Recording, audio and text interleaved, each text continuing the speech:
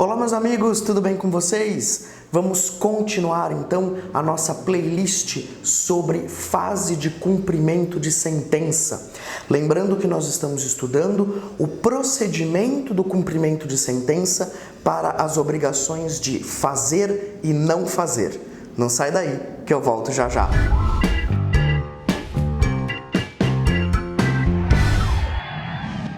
Muito bem, meus amigos, então vamos retomar aqui o nosso conteúdo de processo civil.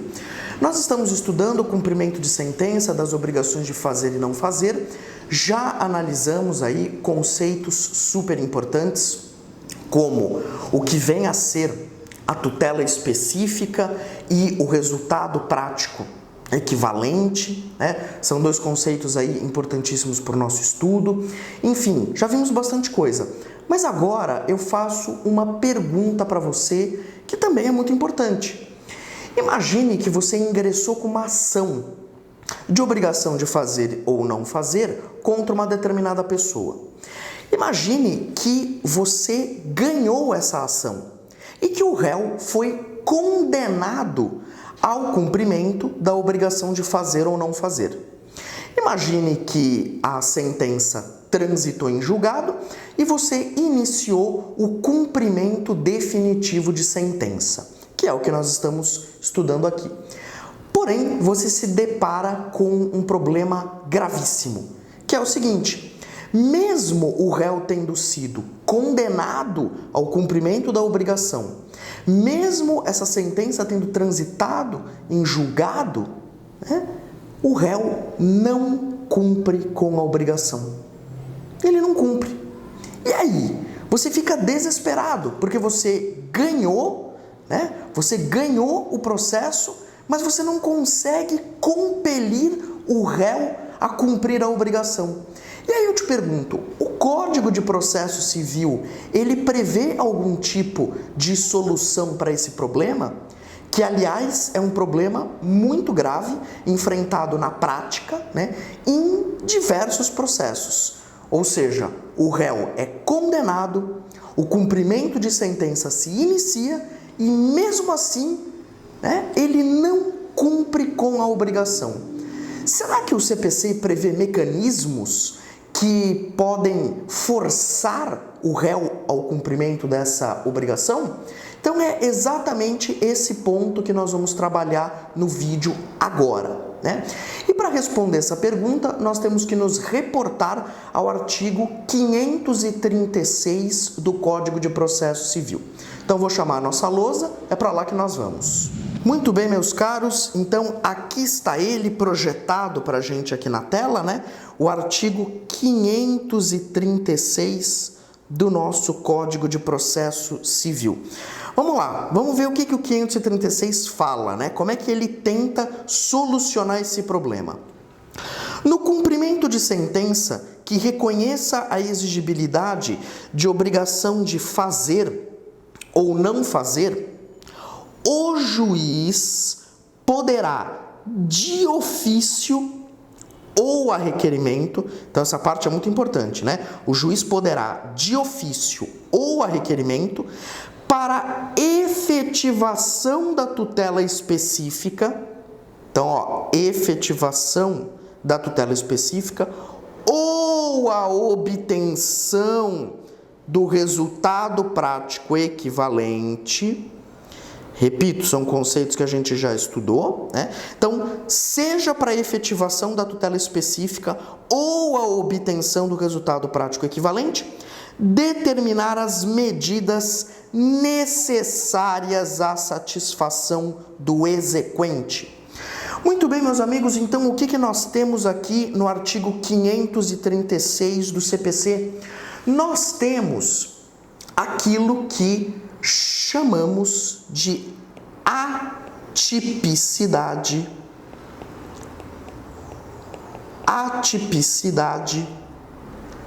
das medidas,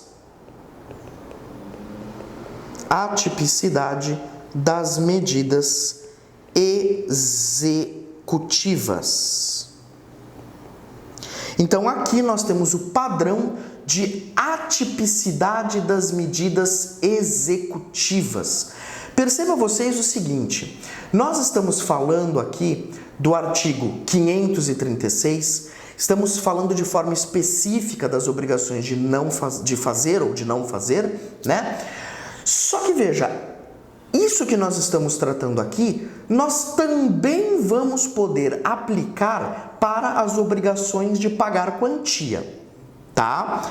Nós podemos também, a doutrina processualista autoriza que nós transportemos isso aqui para as obrigações de pagar quantia.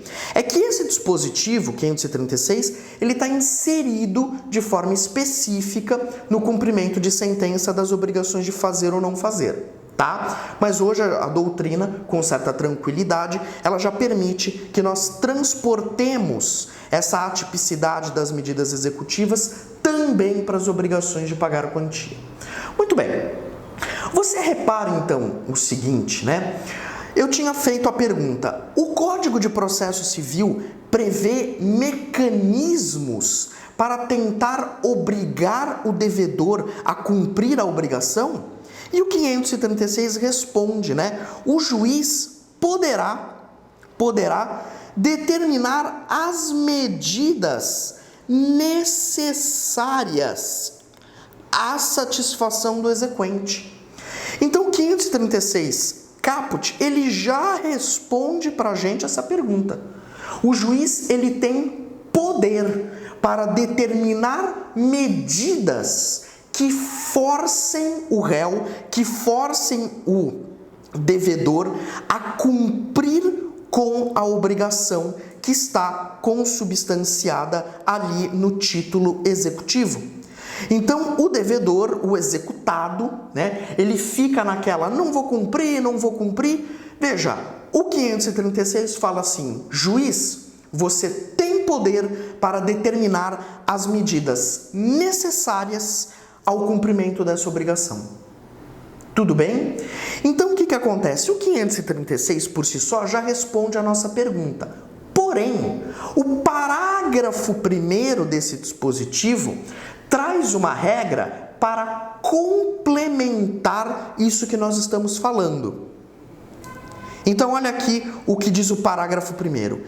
Para atender ao disposto no caput, o juiz poderá determinar, atenção agora, entre outras medidas, vamos lá, a imposição de multa, a busca e apreensão, a remoção de pessoas e coisas, o desfazimento de obras e o impedimento de atividade nociva, podendo, caso necessário, requisitar auxílio de força policial. Então, o que acontece? O parágrafo 1º, ele vem e prevê um rol exemplificativo. Um rol exemplificativo de medidas executivas que podem ser aplicadas para forçar o devedor ao cumprimento da obrigação. Tudo bem? Então, por exemplo, multa, tá aqui. Algo, aliás, extremamente comum na prática, né? Extremamente comum. Busca e apreensão. Aliás, o código fala que se o juiz determinar essa busca e apreensão, ela deve ser cumprida por 2 oficiais de justiça, né? Remoção de pessoas e coisas, tudo bem? Desfazimento de obras, impedimento de atividade nociva. Então, desfazimento de obras, impedimento de atividade nociva, podendo inclusive requisitar força policial. Então, essas medidas aqui que nós estamos analisando, né, é aquilo que a doutrina chama de medidas de apoio. Medidas de apoio, né? Doutrinariamente, isso passou a se chamar medidas de apoio ao cumprimento das obrigações, né? E aí você percebe o seguinte, nós temos aqui um rol aberto. O Código de Processo Civil, aqui no parágrafo 1º, digamos assim que ele faz algumas sugestões, né? Ele faz algumas sugestões. Fala, olha, o juiz, você pode determinar a aplicação de multa, pode determinar busca e apreensão. Então, ele faz sugestões, né? Então, vou citar para vocês um exemplo, né? Um pouco mais concreto para a gente visualizar. Então, imagina, por exemplo, que ao lado da minha casa tem uma boate. Ao lado da minha casa tem uma balada. E essa balada, ela não respeita nada, não respeita a lei do silêncio, não respeita os vizinhos, não tem lá o isolamento acústico necessário, enfim, é uma desgraça, né? Então, 1h da manhã, eu tô querendo dormir para no dia seguinte trabalhar, a balada tá bombando. Bom, eu entro com uma ação para que essa balada, ela diminua o volume dos aparelhos, né? Pelo menos isso. Ou ela para de fazer o barulho a partir de determinado horário, ou ela diminui o volume lá dos aparelhos. Muito bem. Estou na fase de cumprimento de sentença, e a balada não está nem aí. Não faz nada. Nem para com o barulho e nem diminui. Muito bem. O que eu posso fazer nesse caso? Ou melhor, o que o juiz pode mandar fazer nesse caso? Aplica multa. Não vai diminuir o volume do aparelho? Aplica multa. Vamos supor, aplicou a multa, não funcionou. O que o juiz pode fazer? Determina a busca e a apreensão dos aparelhos de som da balada. É muito simples. Apliquei multa, não adiantou nada? Estão dando risada para multa? Beleza.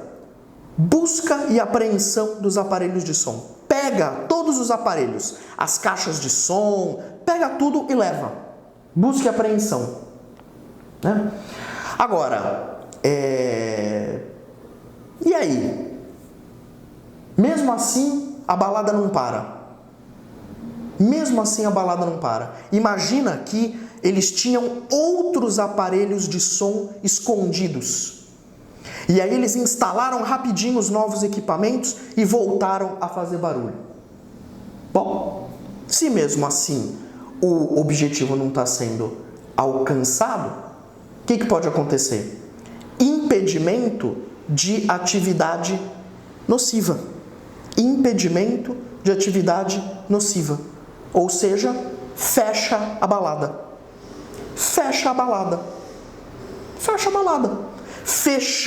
a balada, você vai ter um resultado prático equivalente. Concorda comigo? O barulho parou ou pelo menos diminuiu, né? Então você vai ter um resultado prático equivalente. Percebeu, meus amigos? Percebeu? Agora, é claro que nesse exemplo que eu dei para vocês, eu me utilizei aqui das medidas de apoio previstas no parágrafo 1º. Tá? Então eu falei sobre a multa, eu falei sobre a busca e apreensão, né? Falei sobre o impedimento de atividade nociva, né? Como por exemplo o fechamento da casa. Agora, eu repito, o rol desse dispositivo ele é exemplificativo, justamente porque aqui está dizendo, entre outras medidas. Então, o rol é exemplificativo.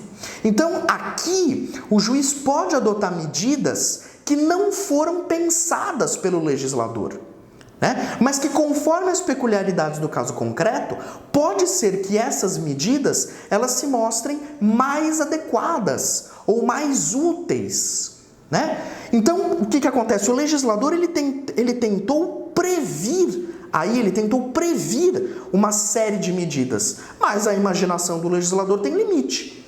Então, às vezes, diante das peculiaridades de um caso concreto, é possível que se criem novas medidas. Tudo bem? É possível que se crie aí novas medidas que não tenham sido previstas aí na lei, mas que, conforme a necessidade do caso concreto e a criatividade dos operadores do direito, né, são medidas que possam eventualmente ser adotadas. Bom, esse dispositivo, o 536, tanto o caput quanto o parágrafo 1º, ele é muito importante porque durante muitos anos, no âmbito da execução, só era admitida a tipicidade dos meios executivos, né? Então, no passado, quando nós falávamos em execução, vigorava apenas e tão somente o princípio da tipicidade.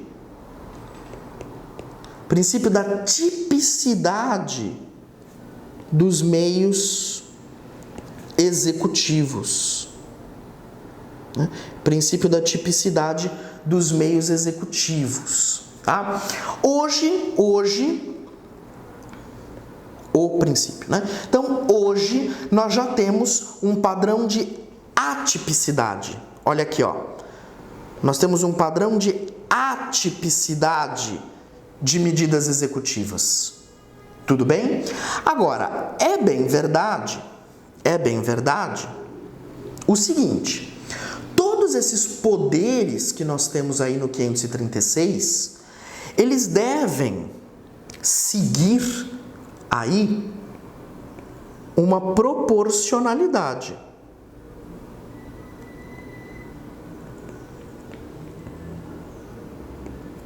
Tá?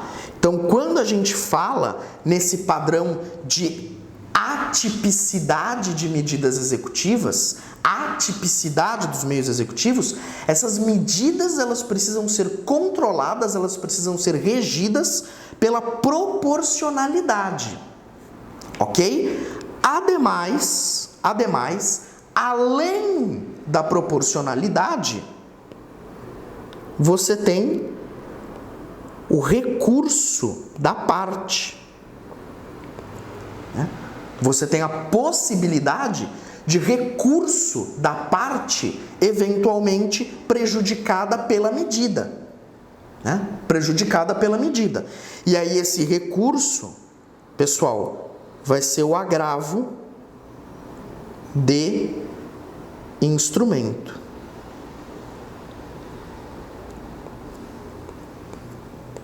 Vai ser o agravo de instrumento. Tudo bem? Por força do artigo 1015, parágrafo único do CPC. Tudo bem? Porque aí o que acontece? No passado, quando nós tínhamos a tipicidade dos meios executivos, a lei fazia esse controle.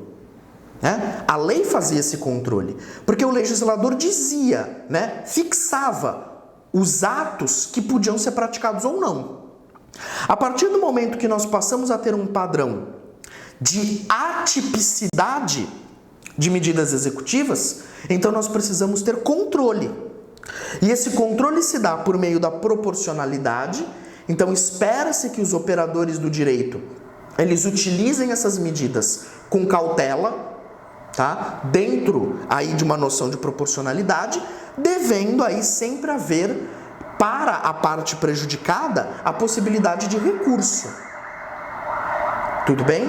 Então, para a parte prejudicada, você tem a possibilidade de recurso. Ok? Muito bem.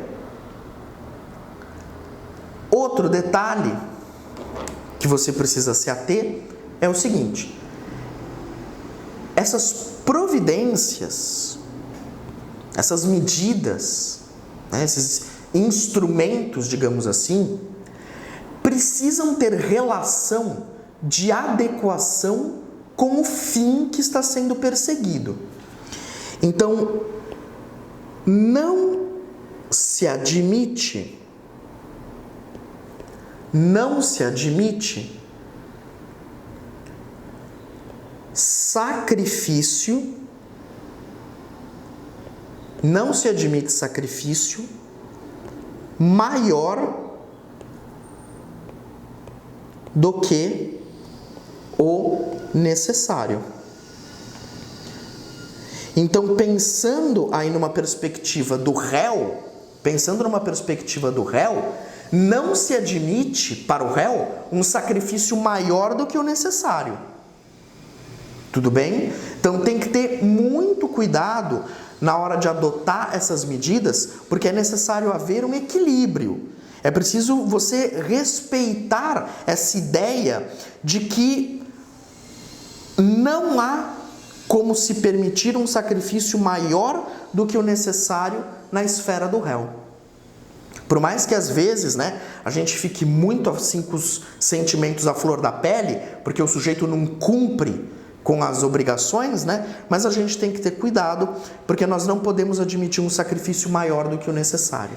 Só para a gente concluir esse assunto, pessoal, e poder terminar aqui o nosso vídeo, é importante vocês perceberem que eu não posso adotar medidas executivas, que eventualmente possam ferir o regramento constitucional que nós temos hoje. Então a ideia qual é? Eu tenho um amplo rol de possibilidades, porque eu tenho aquelas sugestões que o CPC dá e eu ainda tenho esse catálogo aberto que o próprio CPC autoriza, Quando eu vou utilizar uma medida, eu tenho que tomar cuidado para não ferir o regramento constitucional. Como, por exemplo, você restringir o direito de ir e vir. Então, você teria uma restrição inconstitucional do direito de ir e vir, uma coisa polêmica na prática, ou então você teria uma restrição ao exercício de uma atividade lícita. Então, na prática, você tem que ter muito cuidado, muito equilíbrio no momento de selecionar a medida mais adequada, tá? E talvez uma pergunta que muitos estejam aí se fazendo. Professor, eu posso utilizar para forçar o réu a cumprir a obrigação a medida da prisão?